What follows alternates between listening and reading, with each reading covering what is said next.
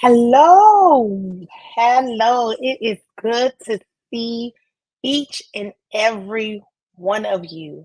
I'm excited that you are taking some time out to advance yourself, your professional development journey. I am Sheikah Petaway, one of your group admin, also CEO of Elite Educational Enterprises. And I have all smiles tonight. This is one of my favorite topics. We have an amazing presenter. Before we get started, there's a few people still hopping on. Also, sharing this broadcast as well. If you're sharing this with some of your admin team or staff, you can do so at this time. Listen, we can see your comments. I'm going to be in the chat. We have staff members that's with Elite in the chat. This is a free training. If you would like a certificate at the end of this training, you can purchase one with the link in the caption. I'll also make sure that this link is put in the chat as well, because some people want to receive ours. And so we want to make sure that you receive them on this afternoon. Also, if you're watching a rebroadcast of this or a replay and you would like to receive a certificate, you will also find that in the caption as well. I do just want to say thank you all so much for being here. We at the end of this training, we will do a Q&A. All the questions from the chat, we will be able to discuss them later. You can also text us if you RSVP. We have a text thread that's going on. Even right now, we can see your text messages. Text us your questions. Make sure all the information you would like to see happen tonight or receive is covered. So send us that text. I'm going to be in the text message thread answering questions, also making sure that Dr. Colston go over that. Now, listen, we have an amazing presenter, also a co-admin of the group. You've seen her share passionate things about our profession. You've seen her answer questions in our group. And so this is something that is so near and dear to her heart that she wanted to be able to do to serve our directors. And so I'm going to bring her up. Hi, Dr. Colston. Hi. And I want you to make Hi. sure, yes. So this is a great to be here tonight with you, Yes. sharing all about licensing standards, compliance, updates.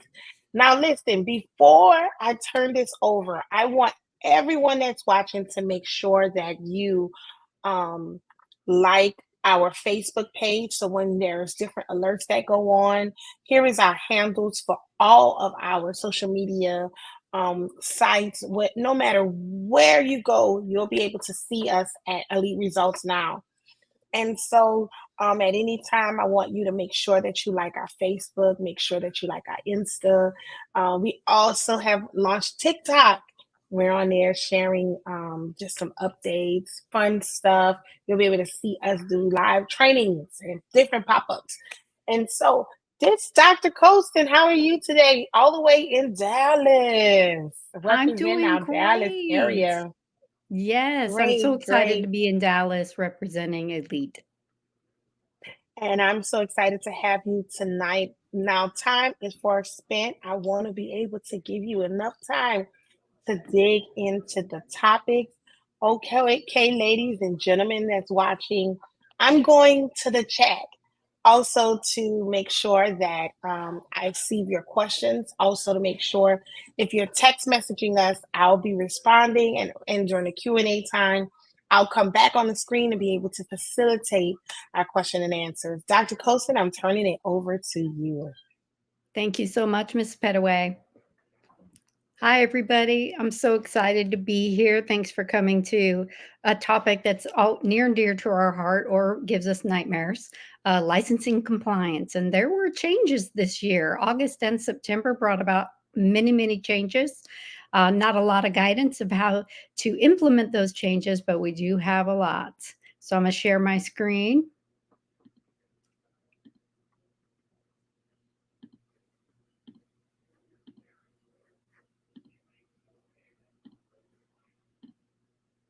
And we're going to talk today about licensing standards, updates, and compliance. So, again, I know that there were quite a few changes. I'm really excited to go over these, but please, please put your questions. I might not cover everything, or you want something covered a bit more. Put your questions or comments in our comment section or on the text thread as well. So minimum standards compliance. So we had quite a few regulation changes in August of this year, 2024, as well as September 2024. So this newest minimum standards that you can print out or look at is dated September 2024.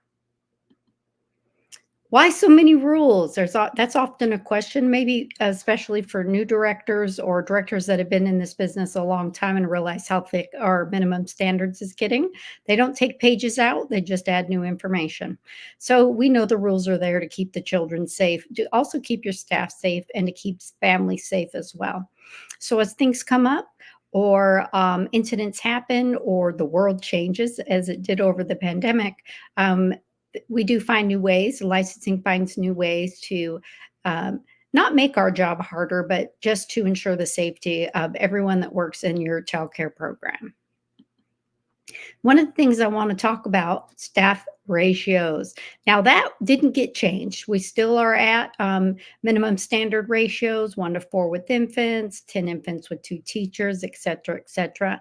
But I've noticed on Facebook, we've really had a lot of challenges. It looks like all schools are really challenged with maintaining staff ratios because of the high turnover rate, because it's difficult to recruit qualified staff. And budget constraints really have a huge impact on our programs. Most programs, the largest funding is just to support your staff. So I just wanted to give a few tips on that, since that was really foremost in a lot of people's minds too. So one of the things that you can do, and a lot of people don't recognize, is that you can combine infants with older children. Now, if you have 12 or fewer children, especially that drop off in the morning, and you have your infant teacher can bring those 1 or 2 babies that they arrive early. Those parents really need to beat the traffic. Maybe they get off early that day, and that's really great. So you can have them in the room, and it doesn't matter what the age group is. Typically, you have those 8 to 10 kids that are there that first half hour, and sometimes that can really help boost your staffing that you can utilize, rather than just having one infant teacher for one infant. And then if you have 13 or more, you might need to combine your toddlers with your 1 or 2 infants. And if you incorporate that into your program, make that a part of your program manual for your parents and your staff as well, that sometimes they will see this, but the children will always have their correct ratios. Just let them know that that might be something you need to do. You could also look at staffing hours as well, or even your school hours. And you can adjust your classroom sizes if they're not at their maximum, or maybe you're a couple over. Consider mixed age groups. Some schools do that as well. Your 3 to 5s, they can be mixed. Staff schedules. I know it's really hard for staff to take long breaks. That's a way to kind of adjust your staffing schedules as well. And look at your operating hours also. Do you need to be open 6:30 to 6:30, or is that just for a couple of people? You could do the early drop off time, then have a midday and a late afternoon pickup for families as well. And volunteers are okay. You can get them background checked. They can do fingerprint checks. Oftentimes, grandparents, aunties, they want to come, and they have an hour here and an hour there, which can really help at lunch times, those busy times, transitions, and nap times as well. So that's just a little bit about some ideas for staffing.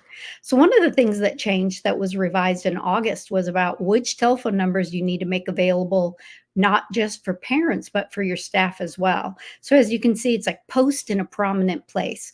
Really, I've always posted them by every phone in the school. And if you don't have phones, a lot of times they're just up at the front, not necessarily a place that parents would see. Post them on your parent board. Post them in your classrooms by a door, like their exit door, so that they're aware, and so that licensing can readily see what because you're supposed to post that. Now, it used to be just post by the phone. So the change was it really needs to be in a prominent place. So it can't be sitting in the director's office near their phone. It needs to be in a prominent place where your staff and the parents can see as well. And make sure that they have the local child care office phone number, the child care center phone number, those two were added, as well as your representative. Now, I know sometimes that's hard because reps can often change, but whatever information you have, even if it's the 1-800 number, go ahead and post that as well. And they can call this hotline for information other than just to report abuse or neglect. They can direct them to the correct office or representative. Here's where there was a huge change, those operational policies. And I've seen so many directors asking, how do I get those in my parent manual? I say you probably won't revise your whole manual. You might just need to do a 2-page revision, make copies of them to give to parents, and create a list on a clipboard with all the children's names and have the parent check off that they got a copy and have them sign it. And then you can keep that as a record that parents got the revised standards for operational policies. Now, many didn't change. You always had to have your hours of operation, a procedure for how you release, what do you check. I recommend taking photocopies of any picture ID, government picture ID from families. When do you exclude? What's the temperature? Is it diarrhea? Anything you see in the licensing minimum standards, copy that information verbatim. Sleep policy, really look at those basic requirements for infants. I've heard some different things. We know that we can't have additional items in cribs, but do you need to post signs that say a child can roll over? Some representatives expect to see that, or they always expect the baby to be sleeping on their back. And what are your meal and food service practices? Do you provide lunch? And then how do you provide lunch? Is it family style? Do you put it all on the plate for a child and then give them their whole plate? Do you suspend or expel children, and under what circumstances? So make sure that you really dig into that information as well.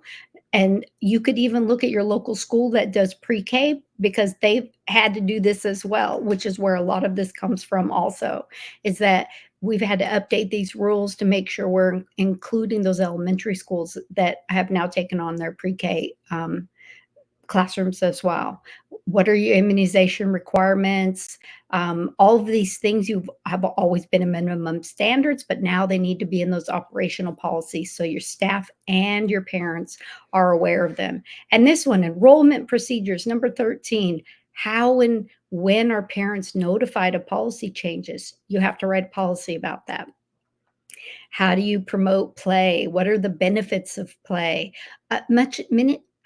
Most of this information you can look at National Association for the Education of Young Children.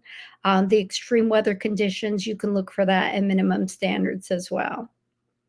I've highlighted a few on this page because I think these are ones that are definitely different that we haven't had to always include in our policies. What is your procedure to allow parents or families to participate in the operations and the activities? So you need to write that, do you invite them to fall festivals? Do you provide volunteer week? Do you ask parents to be like a room parent and they can help plan any kind of get-togethers for that classroom? Maybe they're in charge of birthday parties because your school does birthday parties. And then you have to have written instructions about how parents can access minimum standards, the abuse hotline, and the website. So when you're putting down those important phone numbers, also put down those websites as well for them.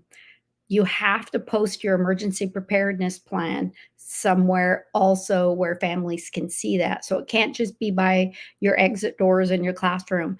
Put it on your parent board, even if it's your parent board up in the front of the school, maybe not all of the boards around your school, but make sure that they can see that and what they're supposed to do as well.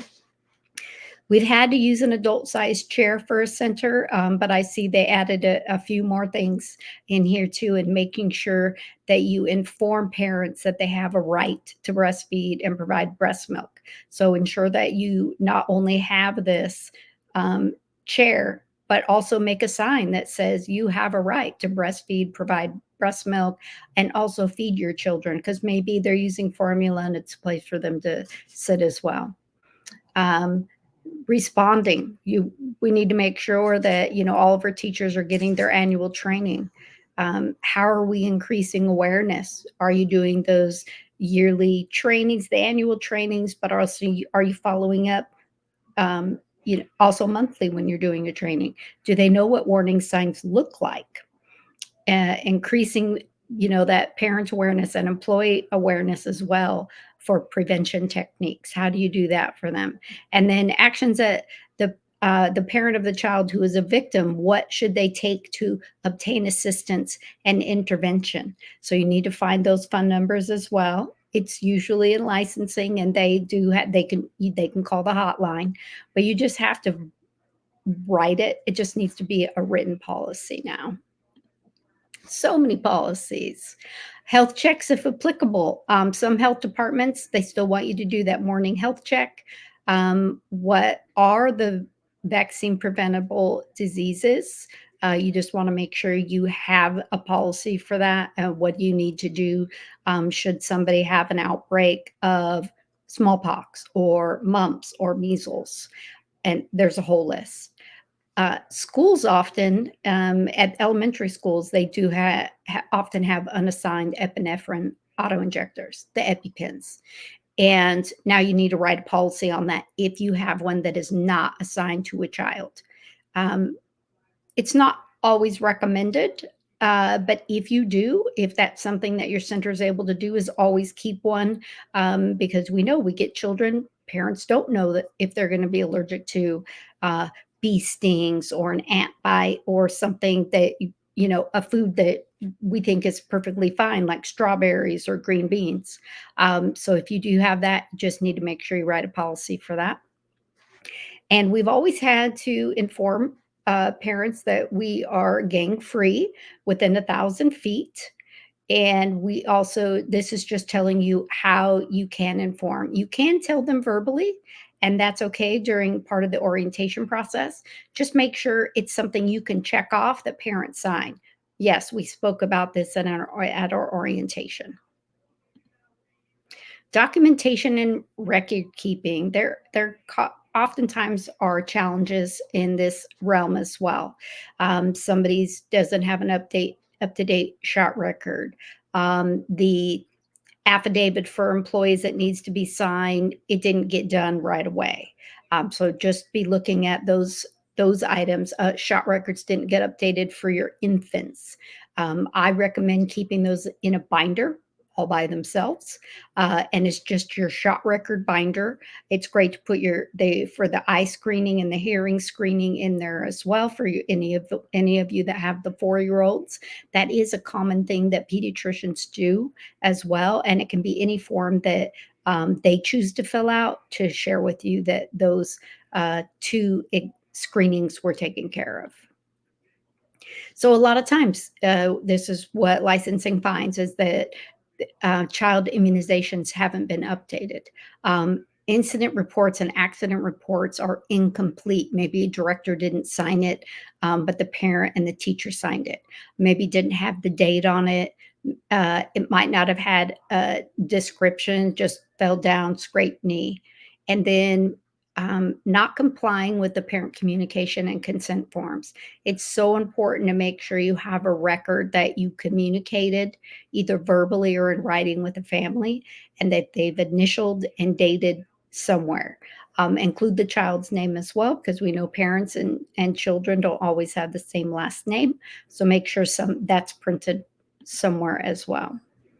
So like I mentioned, keep those immunization records in a binder. Just part of the feeding schedule, you check that monthly with your families, check their shot records as well. Just ask them to bring in a copy, ask if the pediatrician can fax it over or email it over. They can fax email. And there you go, you got a copy. There's Form 7239. Fill in as much of this prior and keep an example. This is for the incident accident form. You can fill it in. You can type in, use Firefox or Chrome. You can type in the school information. There's quite a bit of information you can already pre-fill and then print. And then keep an example of how you want your staff to report on those records. It's really important to not write with a crayon. They are legal documents.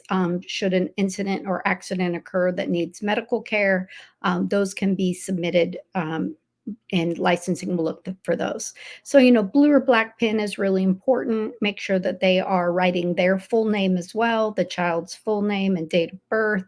And then just highlight on there if they need to have the director or a member of admin sign that before parents arrive, whenever possible. Highlight that on there for them and keep an example because, oftentimes if you're having staff turnover, maybe you've got a couple new people, they're closing that day and they don't really know exactly what the procedures are. Just keep an example for them. And then create central locations for parents to sign anything. Anything that they're signing, include the child's first and last name on there and their first and last name, and have them sign it and date it. Make it as simple as possible for parents and also for yourself. Health and safety compliance. So some of the issues is your emergency plans aren't updated. Now, I've never had to update my emergency plans. I've tended to work with the fire department. They kind of say, yes, this is the way to go. So I would recommend, just like with your fire extinguisher, somebody has to come and check. Somebody has to come and check what they're doing. So sorry about that. Someone has to come and check, are they still good? They have to put a date on them. That might be something just, once a year, every 6 months, just put a signature and a date on there that this is updated. This is the most current emergency plan. Sanitation practices and food safety concerns. I know a lot of programs that use a watered down bleach. It's really important to try to use those test strips because bleach is very caustic and it can burn the skin. But there are also approved cleaning products that clean and sanitize. And your program could look into some of those as well. And they have one that is safe around food as well. So you could have one cleaning, sanitizing product for your entire school and still use water and soapy water, especially when children want to help you. And then that supervision, that is one that a lot of people get dinged on. They might come into your classroom and go, look, a child could hide behind that shelf. Or outside, maybe you're by yourself and you have 12 kids and you're on one side of the playground, child gets hurt across the playground. They can call that lack of supervision. So I always recommend walkie-talkies. And you can always ask for somebody, hey, can somebody come out real quick and just help me? Somebody fell down and scraped their knee. So some ways to be in compliance, consider walkie-talkies. I find that they're very useful, especially if you have teachers out by themselves. They can't run in and get somebody, so make sure there's a way they can communicate. You could update your emergency plan. You could update your emergency plans also through once a month, anytime you do a drill. Again, just an initial, even on the back, and the date. You looked at it, it's the same paths and routes you're using, all-in-one cleaner sanitizer. And there's a great form, licensing form 1100 for building and ground checks. So I know a lot of programs, they have their own grounds checks, they have their own forms, but the one that licensing created, Form 1100, does also have building checks. So it's asked questions like ensuring that any of your outlets have covers if they're required, etc., so that your team knows what to look for. So no matter where they are in the center, they know what to look for if it's in an infant classroom, preschool classroom, or out on the playground. And then training requirements. It can be hard to keep track of all the training hours, especially if staff are encouraged to go ahead and do a training like tonight and get a certificate for tonight. Lack of resources may make it difficult for you to seek outside training. And it could also be very difficult keeping up with all the regulatory changes and what is required of your team each year as well. So minimum standards, you can look at what the training requirements are, and I put the pages on there, 84 through 103. Ask them to always bring a certificate or a letter. They can certainly get a letter from a trainer. It source reputable trainings and trainers. Make sure that people are part of a training group and that they have a training ID in the state of Texas, like I do. And then use Form 7250 to list the required trainings for each staff. Again, another one you can type in and then make copies. And you just list it, all the ones that licensing requires, and then you can check them off, or even your employees can check them off, and they can look and see which one am I missing for the rest of this year. Maybe it's ones that are the ones that they can select themselves, or maybe they need to get an update, not just CPR first aid, but maybe working with children with special needs, and they can get a training certificate for that as well. So that's a good way to keep track of them for your team. You can even take a photocopy and give it to them as well.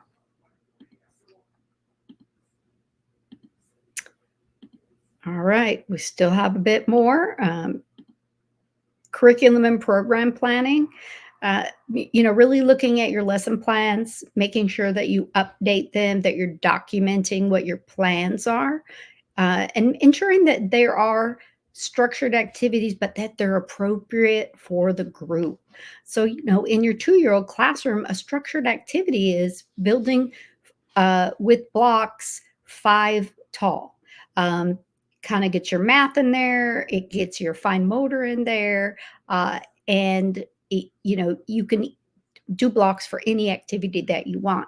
But just make sure that you're planning it, that it is structured, even though we know 2-year-olds are going to build how they want to build. And then oftentimes for program planning, we forget to plan the transitions. Our teachers are doing transitions all the time.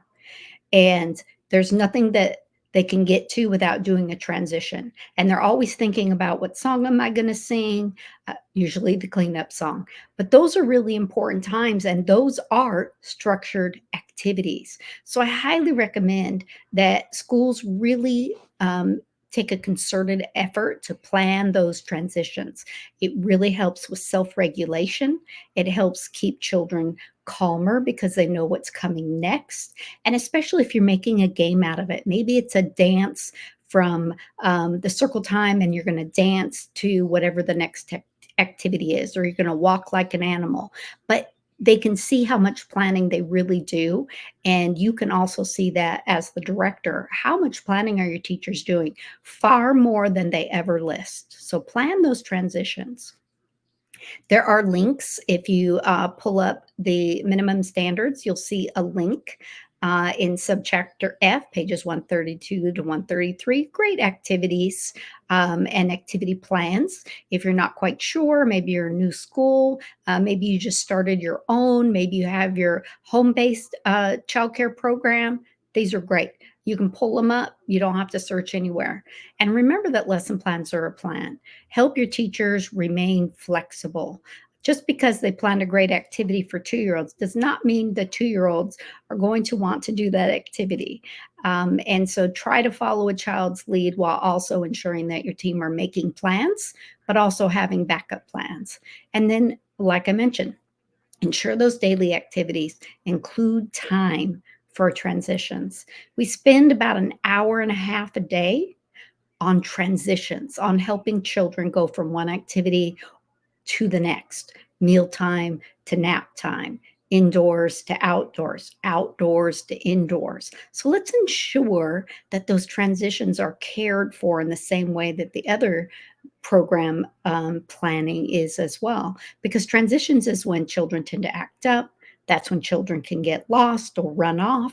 So let's make sure we're really planning those transition times and making that also an activity time, a time for peer sharing and working together.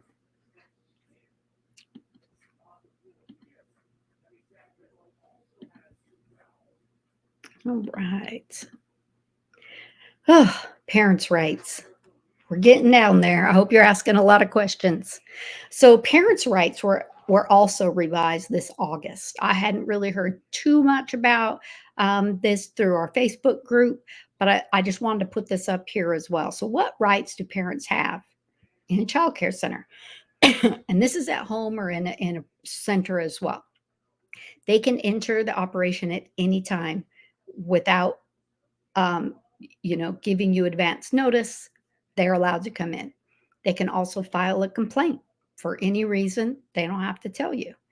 They are allowed access to public records. So that's your licensing. Whenever licensing comes, make sure you have all your licensing records, because, or at least the website where they can go pull them all up. Licensing requires you to have the most recent.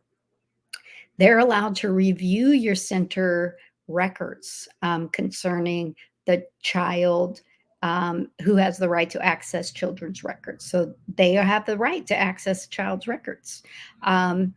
They have a right to receive from you the inspection reports, not just look at it. That you must give them a copy if they ask. Regarding how to access your history, again, that's the website. How can they get to that? Have your center comply with a valid court order, that as far as whether or not someone can pick up or even come in and visit a child. Make sure that you have those court documents. And they also are required to have that contact information for child care regulations, which is why I say it's so important to have that very prominent at the front on your parent board, right there in the front of your building when people are walking in, so you can show tours. Yes, and if you need to contact child care regulations, here's all the information. It can make parents feel a lot better. They feel like they're part of your team and nothing's being hid. They also can view any video recordings. It goes a little bit further in that, because you do have to acknowledge, get or allow in writing, tell parents in writing that their video is going to be viewed that has their child in it. They can get a copy of center policies at any time, review staff training records. They can review in-house training curriculum, and they need to be free from any retaliatory action. So just remember, they have a right to review staff training records and in-house training curriculum, just so you're aware of that. I like to keep those in a whole separate binder so that I never have to pull them out of staff files. So I try to keep a training record binder separate from everything else. And here we came to an end. That was so much information to cover. There's quite a bit more, but those were the ones that I heard a lot about on Facebook that people had questions about. Thank you so much for stopping by. Don't go anywhere. I'm just going to stop sharing my screen. It was wonderful talking with you. Oh my goodness, this was an awesome training to attend, Dr. Kosin. I mean, the update. Yes, I see your comments. You will be able to rewatch this. This will remain in the group. You'll also be able to see this video on YouTube and reshare it. I do ask that you all go to our YouTube, subscribe, so when we upload the video, if you want to watch a clean version of this video, you can watch it on our YouTube channel. It'll be available tomorrow. Now, I'm in the chat just looking, making sure I have not missed any questions. If you have a question, you can put it in the comments. Miss Amanda, our media coordinator, she's in the comments. Dr. Kosin, you did a phenomenal job. Great ideas. Thank you. Great ideas.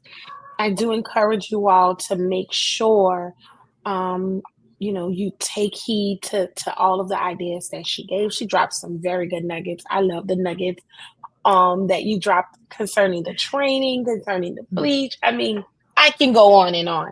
But I am giving you all time to, if you have any questions, we can use this time wisely for Q&A. The certificates will be ready. If you ordered a certificate, you can go to your email, you can go to your account where you ordered the certificate to download. Some of them have been released. Anyone that ordered them early, once Dr. Colston was wrapping up, we was releasing some of the certificates for today. Um, Everything will be released by tonight or tomorrow, but you feel free to order your certificate at any time. Once we verify that you did attend the training by viewing you in the chat, at any time, we will be able to release that certificate. You can also email. My direct email is info@eliteresultsnow.com. Also, our website is here on the screen, www.eliteresultsnow.com. We have a chat. You can open the chat at any time and talk directly to us on any requests. I hope that you all have a great and wonderful night. Thank you all for tuning in. Dr. Colston, once again, thank you. Listen, I call her Dr. Colston. She is right now going to be in a transition. So by faith, we already call her that. We love having Thank her you. on board here at Elite. And if you need any trainings, you can always contact us. I do see a question in the chat before we leave. I'm going to show it on the screen. Yep. For accident reports, does the admin and teachers also need to sign, or teacher name is good enough? Admin has to sign. Yeah, I would suggest that as well. And one of the reasons I'm going to suggest this is to make sure at least two people see that report. Sometimes if Mhm. it's just a teacher or it's an assistant or a coordinator, um, and we don't put a lot of weight on just the director also. I always say so many things happen. Two people understanding what went on, Mhm. two people being accountable for the information, two people double checking the Yes. grammar, if the making sure the report is completely filled out. It's wise. One Yes. thing I do want to say is, this is the minimum. We try Mhm. to go for the maximum. We want to go above minimum. So Yeah. always go above the standard. It's a very good way to make sure that everyone's covered, everyone's safe, and communication, real good communication happens. So Yes. um, definitely, I agree with you, Michelle. We definitely have to make sure that that director sign. Just make it a You know what habit else to is know this Yes. information.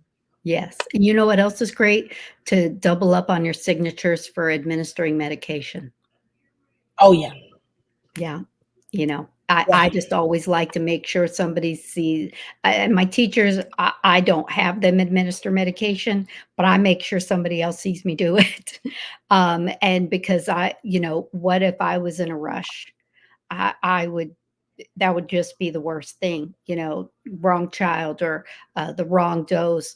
And so checks and balances are really invaluable. And I want to protect myself as well as the child. I want to do that for our yeah, teams as well. yeah. Okay, we have a few more questions. Hmm. Please explain the EpiPen. Hmm. Could you take a little moment to re-explain and how really writing that policy out? Absolutely. So there are some schools because they have nurses and they can get access to an unassigned EpiPen. I imagine schools can as well. And so when you're writing that policy, you're writing in there that for your teachers know about it, your parents know about it, and it's part of your manuals is that you keep an unassigned with your medication. Put it in that section of how you administer medication if your program does, and that you keep an unassigned EpiPen for use in case of an emergency of an anaphylaxis. And that can be for your staff or a child or even a parent that comes into your program. And because we know that anaphylaxis is quick, and if you have an EpiPen on site, that gives somebody a better chance of not having a strong reaction or a stronger reaction. So you just write it into your policy and then you would label it as such as well. This is unassigned in case of an emergencies, and you keep it in your emergency bag in the office. Okay. Okay. Here is another question. I love this question. Thank you, Miss Sarah. Um, yes, I do put it on the daily schedule. I absolutely do. I really want, because for me, I want teachers to understand how much their work they're really putting in and that they are planning for that time. I think it's important that that us as directors, we can see what they're doing throughout the day. They're not just lining kids up in the hall. There's a whole Hmm. process. But I really want parents to see how much work it takes to um, make a structured environment for all of the children at one time, because they look at something like, we're going to have breakfast and then we're going to have a circle time, and they come in and see the magic, but they don't see the plan that it took to get to the magic happening. So yes, I do include at least 5 minutes, and I call it transition. At the very least, that's how I include it on a daily lesson plan. Yes, ma'am. I love it. This is awesome. Um, Transitions, you can't have enough planning with that. I always keep two or three in my back pocket because those little ones, they'll move on you, especially the 18-month-olds. And Mhm. so this has been great. I'm just making sure we got an opportunity to answer all questions. Listen, we're going to have another training to come up within 4 weeks. Make sure you're on the lookout. Make sure you RSVP so we can make sure that you have the information, the links, send you reminders. Oh, I see another Mhm. question, and then we're going to get off. Okay. Mhm. Well, hi, Miss Sandra Johnson. So legally, you cannot ask for an emergency plan for your staff. It's protected HIPAA law.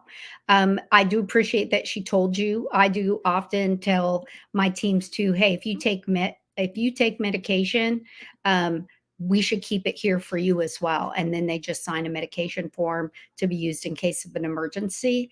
Um, you could ask her for something, but really she could just keep her prescription um, there, get an extra prescription and keep it with the medication and with her first name, last name, date of birth, expiration, just like you would do for a child.